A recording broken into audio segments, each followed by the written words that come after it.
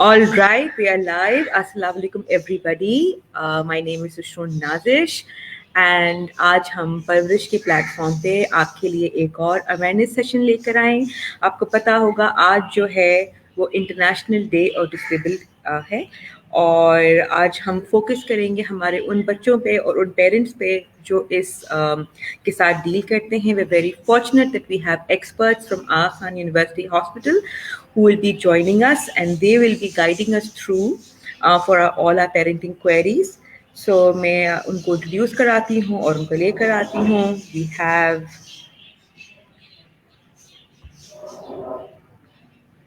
We have Dr. Shalina Bhamani. She's an early childhood development specialist and she's assistant professor research, lead parenting education program, Department of Obstetrics Gynecology and Aga Khan University.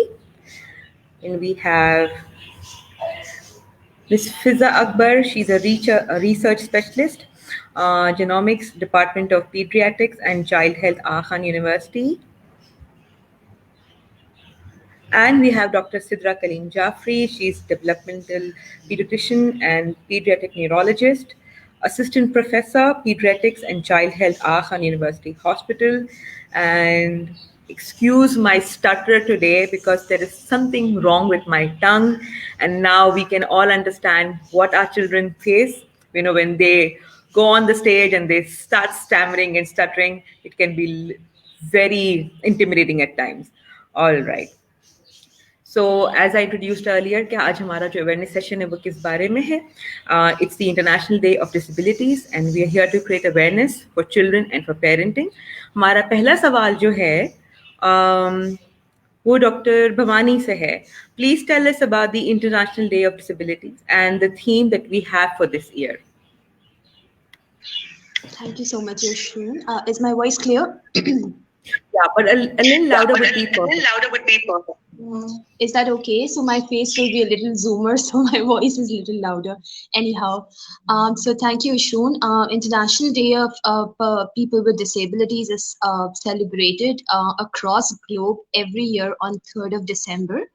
So UNESCO basically marks this day with a theme for every year. So this year they celebrated from 25th of November until 3rd December. And इसका जो theme था वो इस साल जो है उन्होंने कहा था building back better with promoting inclusion, accessibility and sustainability of the post-COVID world. So तीन चीजें, तीन themes जैसे कि इसमें कही है यूनेस्को ने. सबसे पहली is inclusion.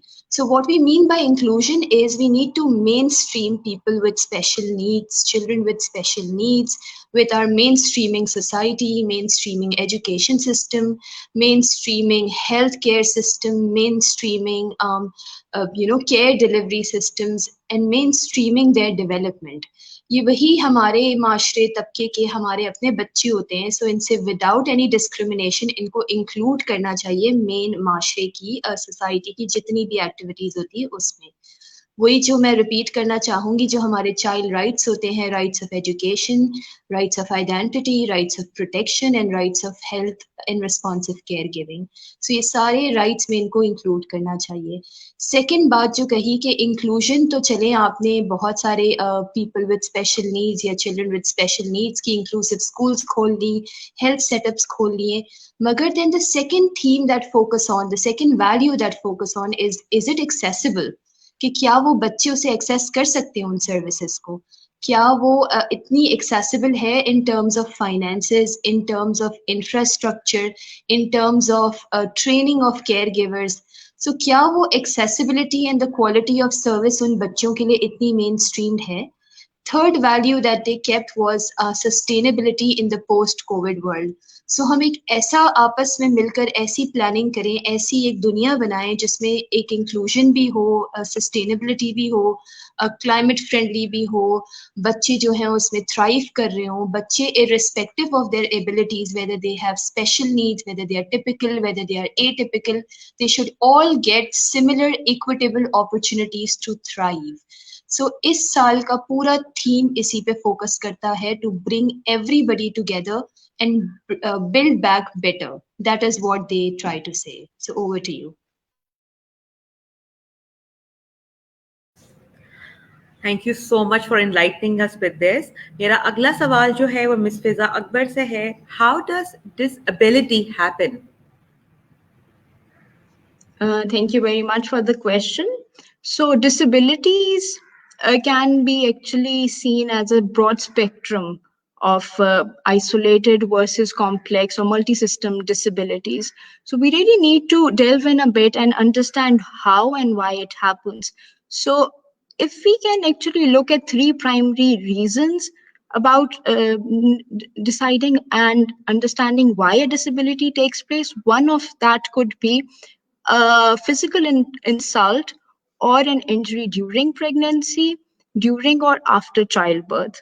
Then we have got sporadic cases where a child is born with a congenital disability. However, the underlying etiology or the reason for that disability is still unknown. And the broader spectrum of disabilities can actually be related back to our genetics. And I would like to focus more about the genetic etiologies of a certain disability. So when we talk about genetic causes of disabilities, we can actually go on and on about discussing how complex and wide genetics is.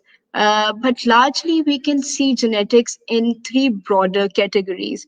One of those are very well recognized genetic disorders, also known as chromosomal disorders. I think a lot of work has been done for people with Down syndrome who actually have this Down syndrome actually is a chromosomal disorder, and tremendous work has been done, and that actually sets the right example that if we diagnose the children at a young age, at a very young stage, a lot can be done for these children. So moving back to the genetic basis of chromosomal disorders, we see that we inherit our genetic makeup from our parents. So all of us have 23 pairs of chromosomes. Half of that comes from the mother, half of that comes from our fathers. Something happens at the stage of amniotic development where there's an extra copy of chromosome at the 21st pair. And that addition of chromosomal material then leads to the diagnosis of Down syndrome. And then we have got many other chromosomal problems where addition or deletion of chromosomal material can actually lead to multi-system disabilities. Now I come on to the second category of genetic disorders, which are also known to us as single gene disorders. And when we talk about Down syndrome, a lot of patients and their families would have a query about how the reoccurrence work for people with Down syndrome. If a couple has a child with Down syndrome, would they have another child with the same problem? So when we talk about chromosomal problems in general, they do not run in family. Generally, Down syndrome would be an isolated case in the family and would not be repeated in a certain family. There are very few cases where it would occur, but generally it doesn't happen. However, when we talk about single gene disorders, so we see that our DNA is actually on these chromosomes, right? And all these chromosomes would have hundreds and hundreds of genes. Sometimes what happens is that one single gene has a single fault that can give your child a genetic disorder. So we inherit one copy of the gene from the mother, the other copy from the father. What happens is when there's a fault, some disorders take place when there's a fault in one copy. Some disorders take place when there's a fault in two copies.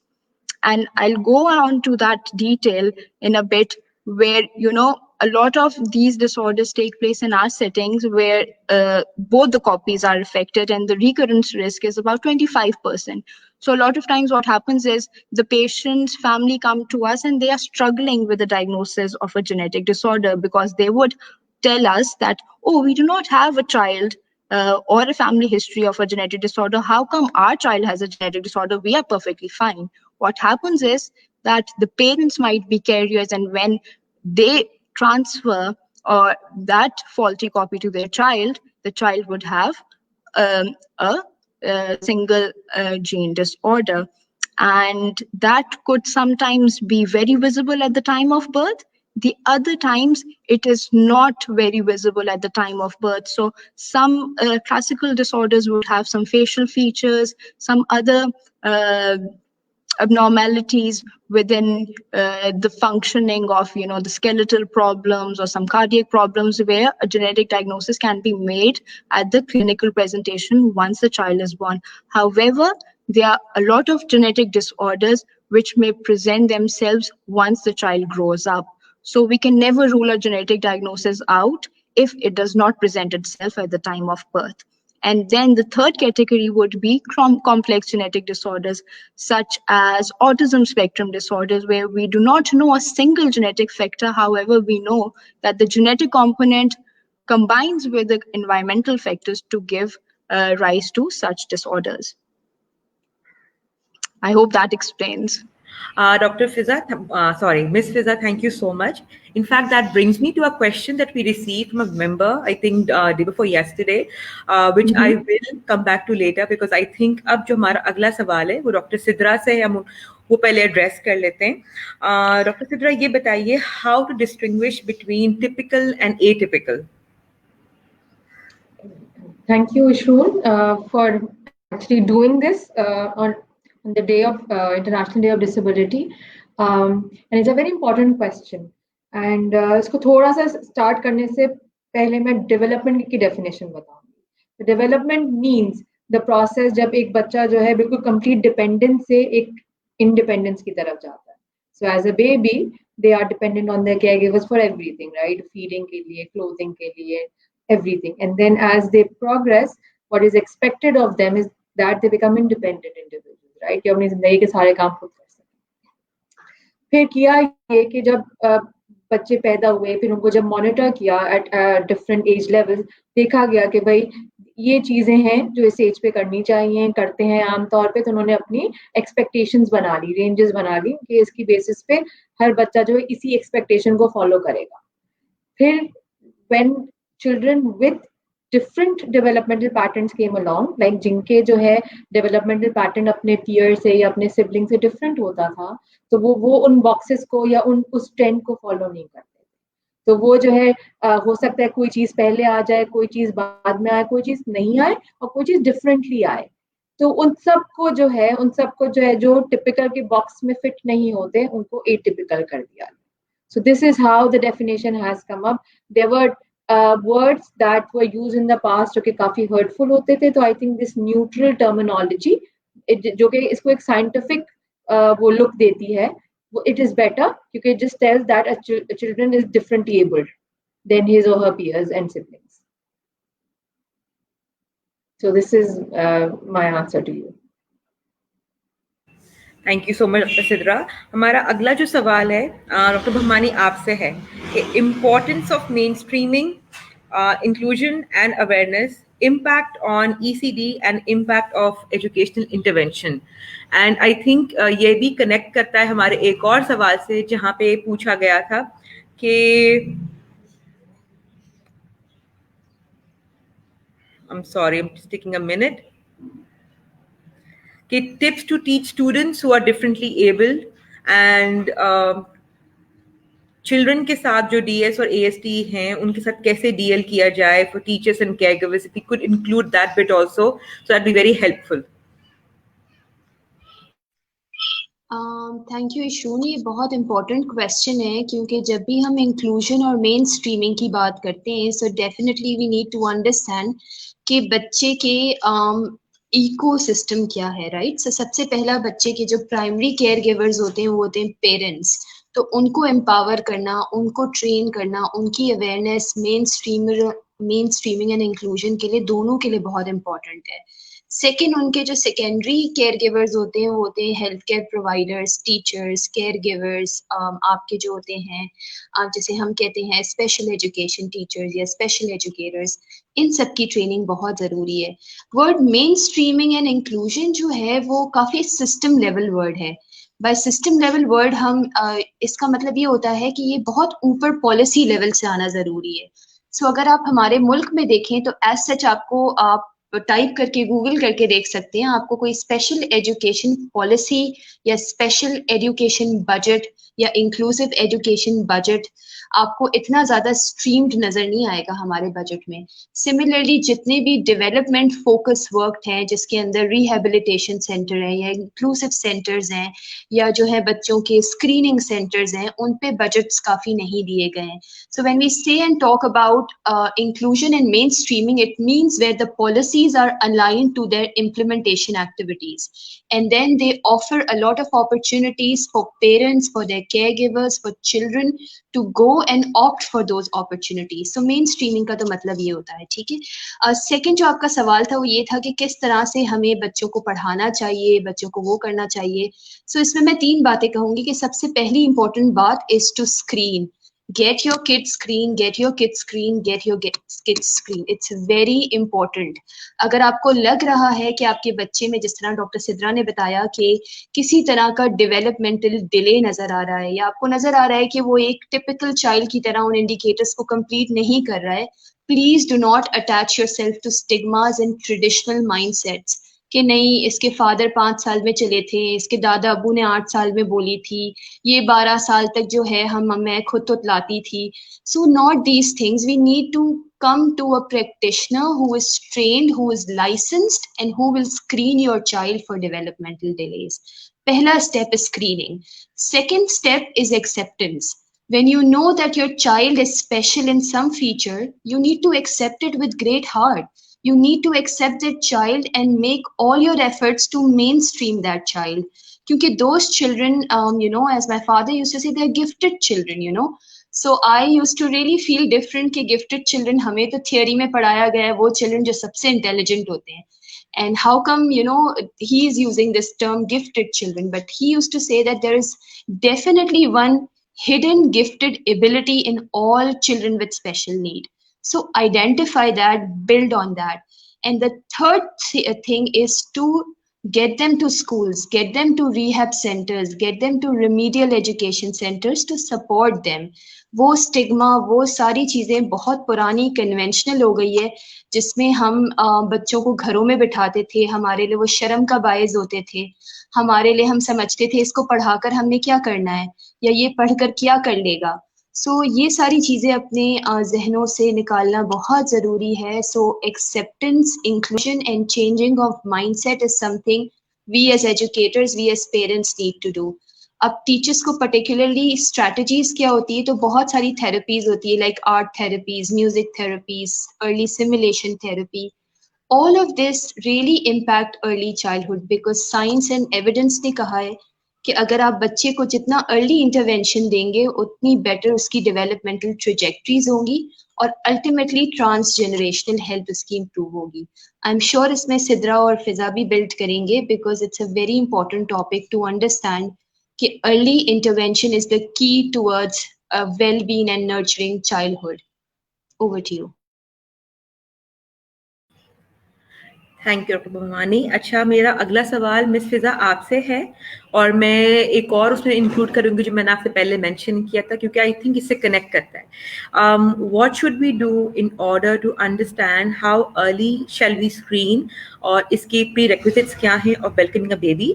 और हमारा जो इससे connected सवाल था वो ये था कि kindly talk about invisible disabilities which are also genetic. हमें जो जिससे आप कह रही थी कि बहुत सारे हमें पहले पता नहीं चलते but we also keep an eye on them. Thank you very much for this pertinent question. So when we talk about screening, so एक तो screening होती है which every pregnant lady is given during a pregnancy. So that's a regular screening that everyone goes through. Some women are at and higher risk and they could have additional screenings during their pregnancy. That would include a scan at the end of so the regular screening would include a scan at the end of the first trimester, if that scan actually looks for some chromosomal abnormalities and cardiac anomalies. If that directs us to have further evaluation or screening in terms of genetics, then those women are directed towards that. Then in a regular routine screening at the 18th week of gestation, there's an anomaly scan that looks for structural anomalies. Again, every case varies, and there's no certain screening pattern that would be followed for every pregnancy.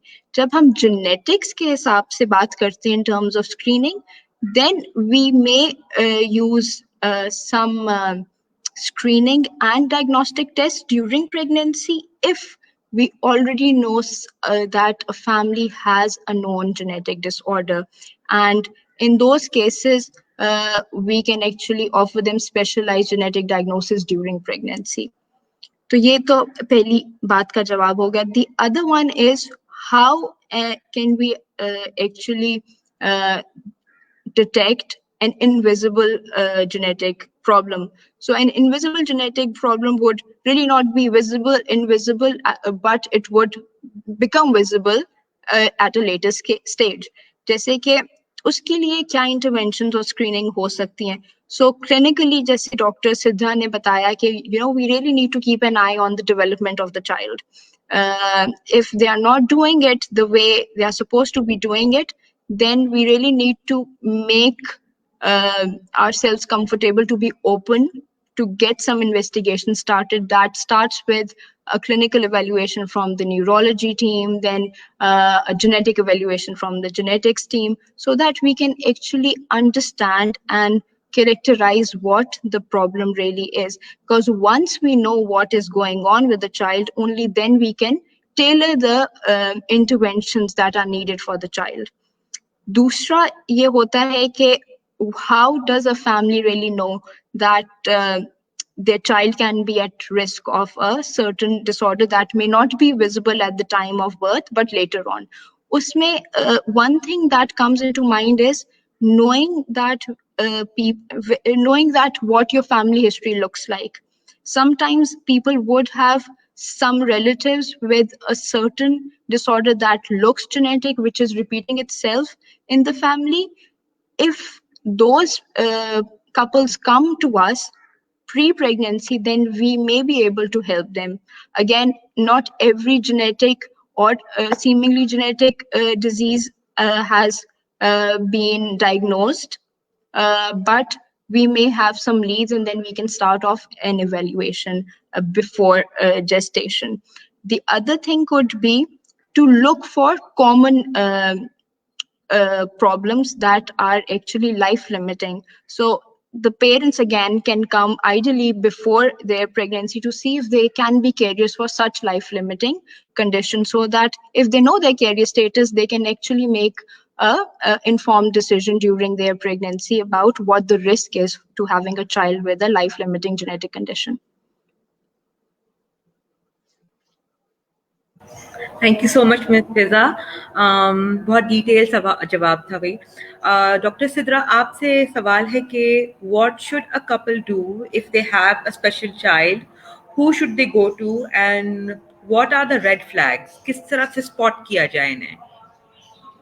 Thank you, Shoon.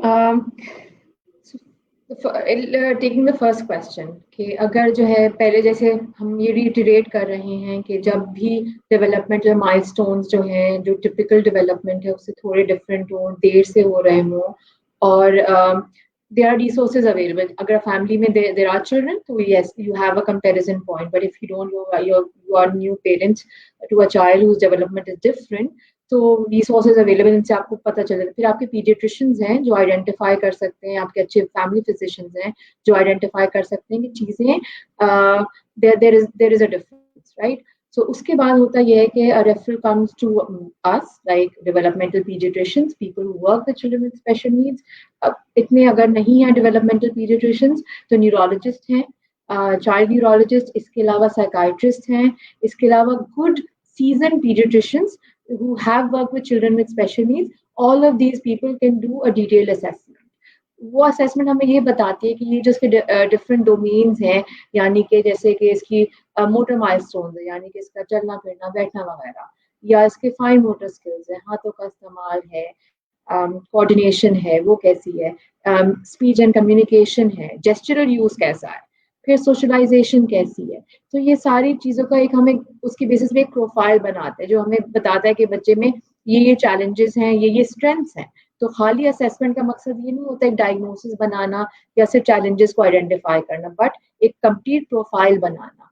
उसके लिए different हमारे specialist हैं जो हमें help out करते हैं। तो it's not loan job जो कि हम करते हैं, it is also done by psychologist, our speech therapist, our occupational therapist और बिहेवियर थेरेपिस्ट, जो कि एक मिलकर एक अंडरस्टैंडिंग डेवलप करते हैं कि how what this child looks like.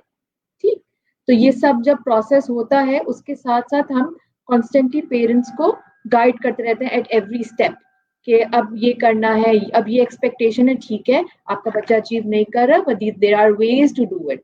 सो जैसे Sharina is our education expert, so we would actually partner with our education colleagues, we would partner with our rehabilitation colleagues, we'll partner with the school system, the health system, so all doctors हैं उन सबको हम करके तो it starts, I would say जो pediatrician है या development में pediatrician है वो glue होता है, वो जो है वो सबको कंबाइन करके वो ग्लू होता है जो आपको सबसे कनेक्ट करता है और जिसके जरिए फिर आप नेक्स्ट स्टेप पे जा सकते हैं। फिर क्योंकि नए पेरेंट्स के लिए कंफ्यूजन भी है कि आप क्या कहते हैं आपके बच्चे को इश्यूज हैं, आप हेल्प कैसे ढूंढें, सर्विसेज कैसे वो करें। सो ये एक चैलेंज है, लेकिन इसमें गाइड करने के लिए there are people and there are services available across Karachi and Pakistan. It is just and something that I tell all parents के one thing may or may not work for you. सही है, जो एक बच्चे के लिए अच्छा है वो जरूरी नहीं है कि आपके बच्चे के लिए अच्छा हो। So everybody develops their experience and then we are there to guide them कि how can they modify that experience. And I think आप मुझसे अपना third question please repeat करें क्योंकि I forgotten that. I think आपने सारा कुछ उसमें इनकम्पस कर दिया। थर्ड क्वेश्चन ये था कि what are the red flags and I think you did mention it. अच्छा, this question is open for the floor, आप तीनों में से जो इसको लेना चाहे। किसी ने मेंबर ने हमसे पूछा था कि स्पेशल नीड्स के जो हमारे बच्चे होते हैं, स्पेशली एबल्ड हमारे जो बच्चे हैं, जो इनके टैंट्रम्स होते हैं घर पे, उनको किस तरह से how do parents and caregivers handle them, because वो बहुत डिफिकल्ट हो जाता है। कोई ऐसी टिप्स हैं, कोई सजेशंस हैं कि they can help them calm down और गेट इन दैट स्टेट जहाँ पे उनके साथ they can work together with them? Can I respond to that and then फिर शरीना एंड फिजा मुझे जो है वो करें। तो होता ये है कि जो बिहेवियर्स हैं वो हमेशा एक रिएक्शन है, एक रिस्पॉन्स है। सो दैट आपको हमेशा ना उसको एनालाइज करने की जरूरत है कि वो बिहेवियर या वो टैंट्रम क्यों हो रहा है। सही है, तो बिहेवियर के जो रीजंस हैं उस टैंट्रम के रीजन हो सकता है child wants to communicate something. सही, it's a way of communication, because I know कि नेगेटिव बिहेवियर से सबसे ज्यादा टेंशन मिलती है और पॉजिटिव बिहेवियर तो हम उसको लेट गो कर देते हैं। सेकेंड के there is expectation that the child wants to avoid, maybe वो चीज है जो वो करना नहीं चाह रहा। ठीक, तीसरा ये है कि वो जो है कोई उसको वाकई ऑर्गेनिक प्रॉब्लम है, जैसे लैक ऑफ स्लीप है या क्या कहते हैं उसको ओरल अल्सर्स है या कोई प्रॉब्लम चल रही है जो कि क्या कहते हैं वो एक्सप्रेस नहीं कर सकता and he builds on to that. Third, फिर ये हो सकता है कि then there is something going on in the environment. सही है, पीपल लाइक बुलिंग है, घर पे अब्यूज है, all of these things can manifest as tantrums. So negative behaviour को मैं हमेशा कहती हूँ is a call for help that child does because that gets the most attention. उसके लिए करना क्या, पहले तो कॉज एवेल्युएट करें। सही है कि क्या हो रहा है आपके बच्चे के साथ, क्या हो रहा है बच्चे के इर्द गिर्द, क्या हो रहा है, आपका बिहेवियर कैसा है। ठीक है, आई नो कि हमारे पेरेंट्स जो क्या कहते हैं जिनके बच्चे डिफरेंटली एबल्ड होते हैं उनके ऊपर बहुत सारा बर्डन होता है, फाइनेंशियल, हेल्थ रिलेटेड, इकोनॉमिक, और जो है उनको एडवोकेसी के लिए बहुत सारा बर्डन होता है। तो सबसे पहले तो अपना ख्याल रखें। जब आप खुद बर्न आउट होंगे तो you will lash on the child more than usual, तो वो अपने बिहेवियर को भी पहले देखें। फिर ये देखें कि अच्छा चलिए हमने ये सारे कॉजेज इवैल्यूएट कर लिए, इनमें से कुछ भी नहीं है, so what you can do is not do anything about it. ठीक है, तो जब टैंट्रम हो रहा है और गिव इन भी नहीं करना, क्योंकि गिव इन करने से वो बच्चा ये रियलाइज कर जाएगा कि ओके अब मुझे जो है यहाँ तक मुझे इस नॉइस पे या इस लेवल ऑफ टैंट्रम पे जो है मेरी डिमांड मीट हो गई, तो नेक्स्ट टाइम मैं इससे बड़ा करूंगा। Say, so what I tell parents, and it's very difficult not to do anything about it, but please don't.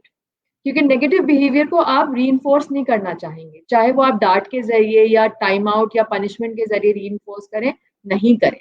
सो उसको आप एक्सटिंक्शन की तरफ जाएंगे. That means you would not respond. और अपने बाकी फैमिली मेंबर्स से भी कह देंगे please don't respond to it. जब उसको लगेगा कि yes there is no response coming, I am not getting what I wanted, और and even the attention that I was craving for, that is bound to थोड़ा सा notch up जाएगा, वो थोड़ा सा और अपना वो एम्पलीफाई करेगा. नहीं आएगा तो it is definitely going to come down. So that's what I tell parents. And then look for causes and look for people who can help you in that. And now I'll let Shailene and Fizzat respond.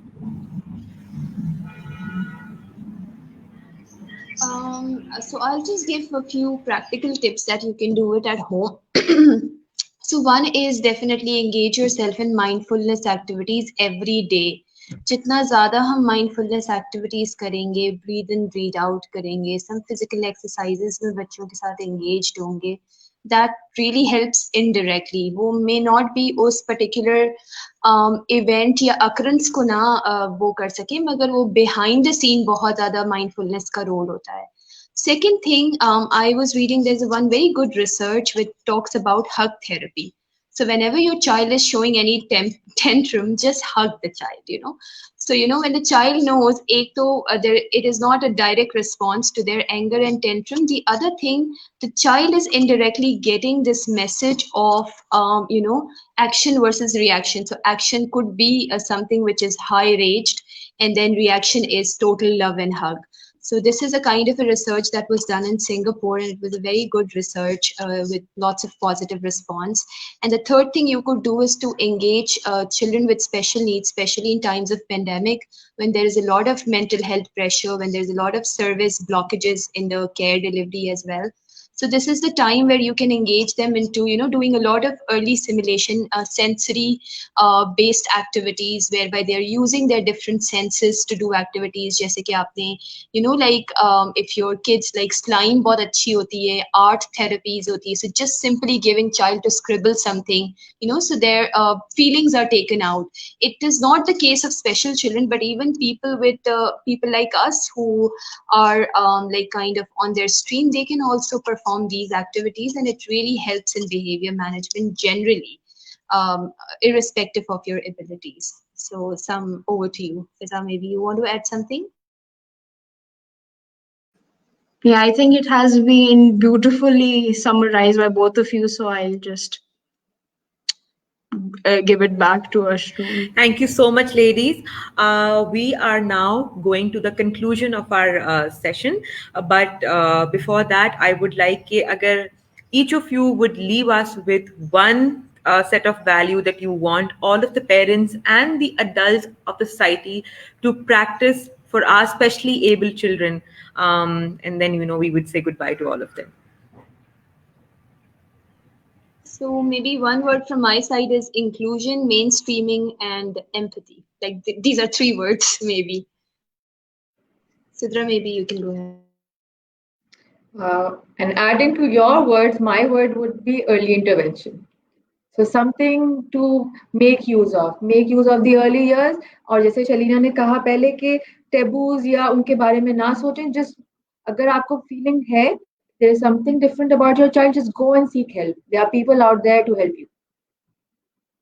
You know, what do you, Fiza? Yeah, I would just want to add that while we are talking about inclusion, in terms of including these children and people in the society, we need to start the inclusion, and that begins from home. Once the parents start to realize that it's not a curse, you don't have to hide away your child because he or she has a disability. This is where inclusion begins. You need to make peace with what it is, and you need to realize that it's no one's fault. It's plain biology that we can't control. And this is where once we start including them and once we start accepting the nature of things, then I think we are good to go, and we are good to actually help these children and the society at large. Excellent. So I'm not an expert, जो मेरी तरफ से जो एक final value होगी जो मैं share करना चाहूंगी कि we always say that it takes a village to raise a child. So when you see in your surroundings कि अगर कोई स्पेशली एबल्ड बच्चों के माँ बाप स्ट्रगल कर रहे हैं और अपना बेस्ट दे रहे हैं, help them, be there for them, encourage them, don't look them down, don't ask them very weird questions, and especially in open public spaces, do not look at that children with very weird stares. Do not stare at them. Do not pinpoint your fingers at them. Smile at them. If you feel like, go up to them, say hello to them, be nice to them, be encouraging to the parents. Even within your families, I have always seen it's such a taboo. We are not supportive people. We keep away. We have a lot of myths embedded in our mind ke uska asar aa jayega hamare bacche pe. There is no such thing. Please welcome those children in your houses, welcome those parents in your houses, be their support system. This is how we can be a proactive part of the society. So आज हमारी जो talk थी वो थी genetics and perception के ऊपर, and I think फिजा ने, doctor Bhavani ने और डॉक्टर सिद्रा ने बहुत डिटेल में इन सारी चीज़ों के बारे में हमसे बात की. You guys can this is recorded. ये रहेगा यहाँ पे ग्रुप में, आप पूरा डिटेल में देख सकते हैं. Thank you ladies, it was wonderful having you all, and I think के आज के बाद पेरेंट्स को समझ भी आए और they are open to all of this, they don't get scared anymore because हम अभी भी struggle कर रहे हैं. I see a lot of parents who give their best, but on the whole we need a lot of awareness, and I hope we can connect again and do this again. Thank you so much everyone. Allah Hafiz all. Thank you very much. Thank you very much.